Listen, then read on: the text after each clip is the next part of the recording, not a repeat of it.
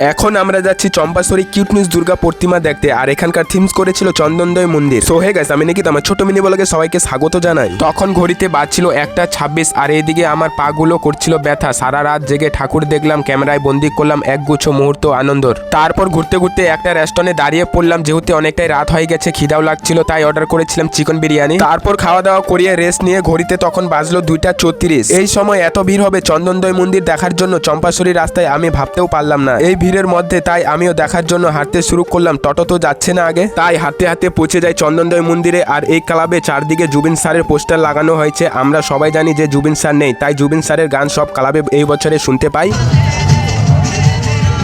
তারপর লাইনে লাগিয়ে ঠেলাঠেলি করতে করতে পৌঁছে যায় কিউট নিউজ দুর্গা প্রতিমা দেখতে। আর হ্যাঁ, তোমরা কে কে দেখতে এসেছো চন্দনদয় মন্দির কিউট নিউজ দুর্গা প্রতিমা দেখতে আমাকে কমেন্ট করে জানাও। ফাইনালি বন্ধুরা অনেকক্ষণ ধাক্কা খাওয়ার পর পৌঁছে যায় দেখতে। এত সুন্দর লাগছে কিউট নিউজ দুর্গা প্রতিমা দেখে চন্দনদয় মন্দিরে বলার বাইরে। তাই তোমাদেরকে বলছি, আমি 3টা ক্লাবে ভিডিও বানিয়ে আপলোড করেছি শিলিগুড়ি। তোমাদেরকে কোনটা ভালো লাগছে, কোন ক্লাবে, কমেন্টে জানাও। আর হ্যাঁ, আমার ছোট ছোট মিনি ব্লগ দেখার জন্য লাইক সাবস্ক্রাইব শেয়ার করে দিয়ে পাশে থেকেও। দেখা হচ্ছে পরের ভিডিওতে। টাটা।